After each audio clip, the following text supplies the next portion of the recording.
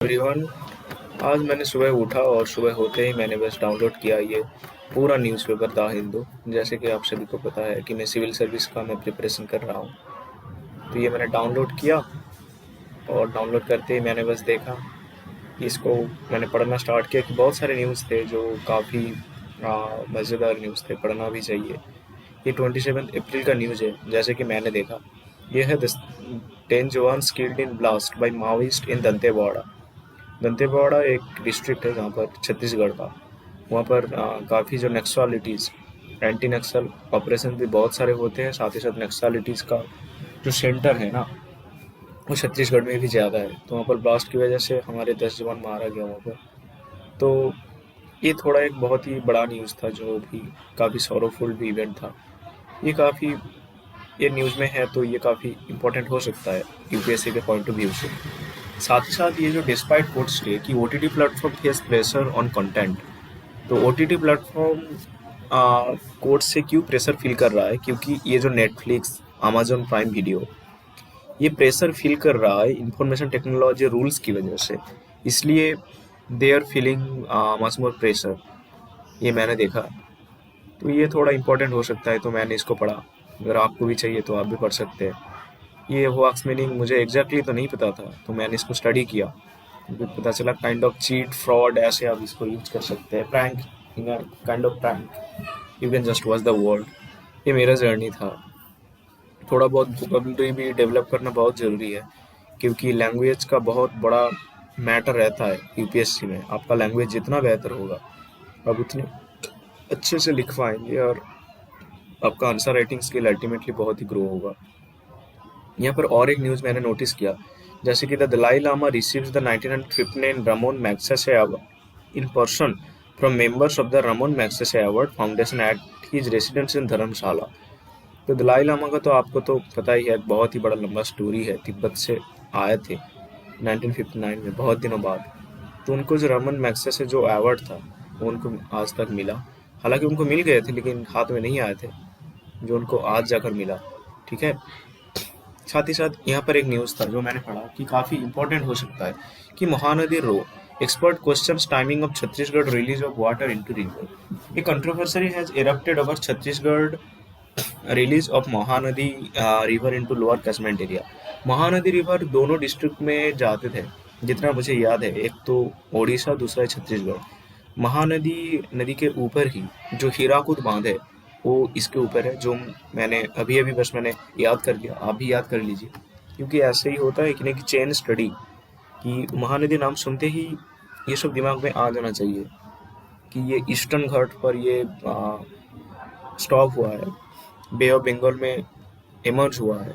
ये सारे छोटे मोटे चीज़ एकदम से याद हो जाना चाहिए। SC modifies order on ESZ around protected forest. What is ESZ means? ESZ means eco-sensitive zones of a minimum 1 kilometer around protected forest, national forest and wildlife sanctuary across the country. तो supreme court ने order जारी कर दिया है कि जो जितने भी इको सेंसिटिव जोन है, उनके बाहर minimum 1 kilometre protected forest and national parks इसके बाहर होना चाहिए। और ये शब्द मिनिमम 1 किलोमीटर इसलिए यूज किया है क्योंकि it's not mandatory, depends on this particular national park और वाइल्ड लाइफ सेंचुरी। ये वेरी कर सकता है, 1 किलोमीटर से ऊपर भी हो सकता है, 1 किलोमीटर से नीचे भी हो सकता है। तो इसीलिए इसको ऐसे वर्डिक्ट दिया गया है।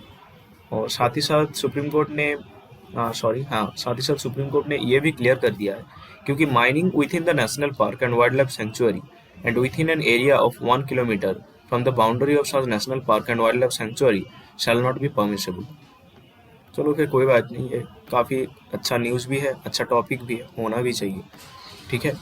अच्छा, इंटरनेशनल सीड डे सेलिब्रेशन। तो ये इंटरनेशनल सीड डे, ये याद करना बहुत ज़रूरी है, 26 अप्रैल। So that's why just I have pointed out this. So let's see the next chapter. High Court orders triple test for couple facing legal hurdles to have child through surrogacy.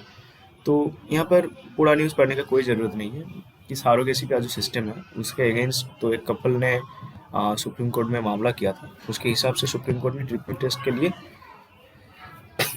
Order कर दिया है। अब यहाँ पर कुछ terms है, जैसे कि ऑल्ट्रुइस्टिक सरोगेसी। इसका मीनिंग क्या है? Surrogacy by an outsider. तो यहाँ पर इशू इसलिए हो रहा था कि द प्रोविजन जो चल रहा था कि जेनेटिकली रिलेटेड होना चाहिए, उससे सारोगेसी करवाना। तो ये तो जो आउटसाइडर से करवाना, तो फिलोसॉफी तो प्रिंसिपल तो उसके अगेंस्ट जा रहा है। यहाँ पर आप बोल रहे हो कि आउटसाइड से सरोगेसी करवा सकते हो, लेकिन जेनेटिकली रिलेटेड भी होना चाहिए। तो इसीलिए थोड़ा बस हार्डल हो रहा था। हालांकि सुप्रीम कोर्ट ने हाई कोर्ट ने यहाँ पर उनको अलाउ कर दिया है ट्रिपल टेस्ट के लिए। तो ट्रिपल टेस्ट में क्या क्या रहता है, ये काफ़ी इंपॉर्टेंट हो सकता है। जैसे कि genetic test, physical test and economic test. Who is the petitioner husband has to pass become eligible to become a father through surrogacy। ठीक है, बस इतना ही होना चाहिए। ये इम्पोर्टेंट काफ़ी हो सकता है कि कौन सी तीन से ट्रिपल टेस्ट में कौन सा टेस्ट होता है। Genetic test, physical test and economic test, ये तीनों होता है। ये इम्पोर्टेंट हो सकता है, इसलिए मैंने इसको देख लिया और मार्किंग भी कर लिया है। आप भी चाहे तो कर सकते हैं। यहाँ पर एक बहुत बड़ा न्यूज़ है। एडिटोरियल हमेशा बहुत ही प्यारा न्यूज़ रहता है और मुझे भी काफ़ी अच्छा लगता है editorial section specifically. The challenge of reviving a sense of fraternity. देखो इतना बड़ा न्यूज़ है, इतना तो मैंने पढ़ भी लिया, लेकिन जो कोर जो मुझे काफ़ी अच्छा लगा, जो कि ऐसे लिखने में या फिर एक बहुत ही मज़ेदार और अच्छा खासा आंसर राइटिंग लिखने में हम यूज कर सकते हैं। जैसे the word is common brotherhood. What does fraternity mean? Fraternity means a sense of common brotherhood of all Indians, जिसको हम भाईचारा बोलते हैं। हरियाणा, पंजाब इस साइड पर चलता है बहुत ही। If Indians being one people, it is the principle which gives unity and solidarity to social life. It is a difficult thing to achieve. Anyway, देखो कुछ चीजें होती है कि बाजार में जाओ, 5 रुपए 10 रुपए दे दो, 100 रुपए 200 रुपए दे दो, आपको मिल जाएगा। लेकिन कुछ चीजें ऐसे होते हैं जो जो एब्स्ट्रैक्ट चीजें होती है, जो आपको एकदम से नहीं मिलता है। ठीक है, वो होता है फ्रेटर्निटी, लव, इमोशंस। ये बहुत ही महंगी चीज होती है, एकदम से किसी को नहीं मिलता। एक सोसाइटी में ये बिल्डअप होता है, कोई 100 साल लग जाता है इसको बिल्डअप करने के लिए। तो हमारी भी सोसाइटी में ऐसे बहुत सारी चीजें होते हैं कि एंटी रिलीजियन एस्पेक्ट्स, हाँ, इंडिविजुअल हो जाना, न्यूक्लियर फैमिली हो जाना, ये सब छोटा मोटा इश्यूज की वजह से ये जो फ्रैटर्निटी और सब ऑल देयर बहुत सारे जो शब्द हैं, वो अब धीरे धीरे विलुप्त होने के पथ पर है।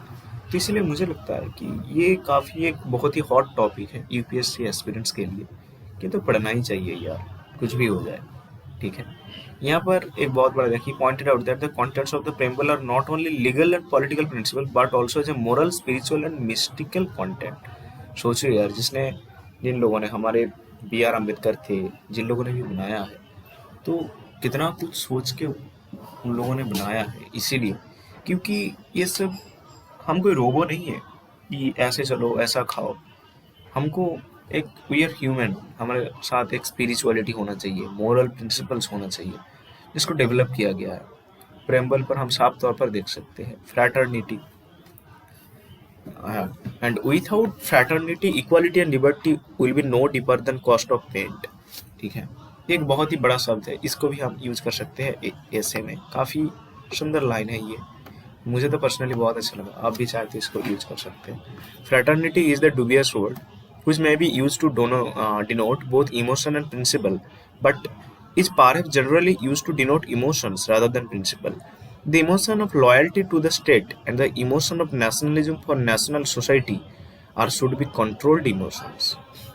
Yes. चलो फिर अगला कोई न्यूज देख लेते हैं। The third generation OAB is about public good.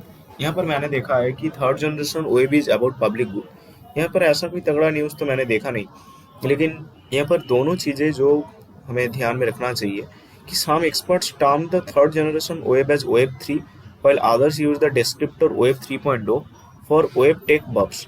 Web 3 is decentralized, privacy-oriented, blockchain-driven, and crypto-asset friendly, while Web 3.0 upholds the property of the schematic web, which is powered by artificial intelligence. The real point about the schematic web is its ability to recombine information available.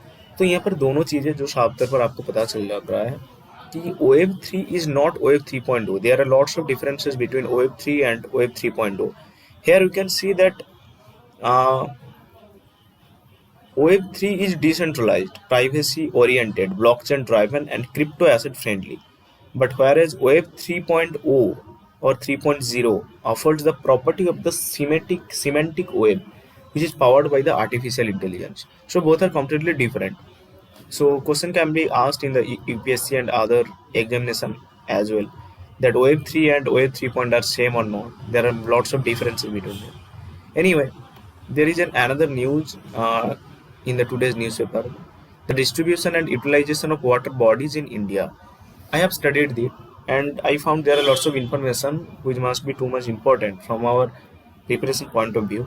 That there is a report which is released by the Ministry of Jal Shakti. So Ministry of Jal Shakti is the authority to publish this kind of reports.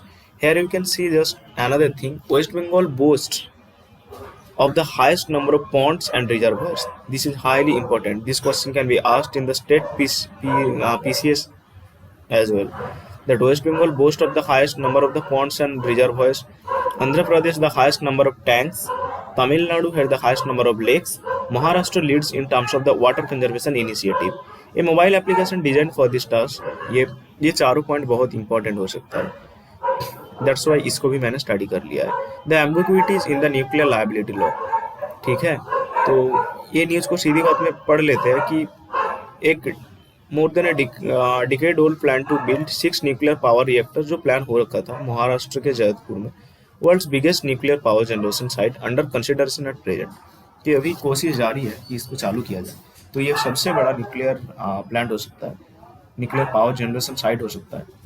जो नाम जान ले कि महाराष्ट्र का जैतापुर. चलो यार ठीक ठीक ठाक है न्यूज़, काफ़ी बढ़िया है.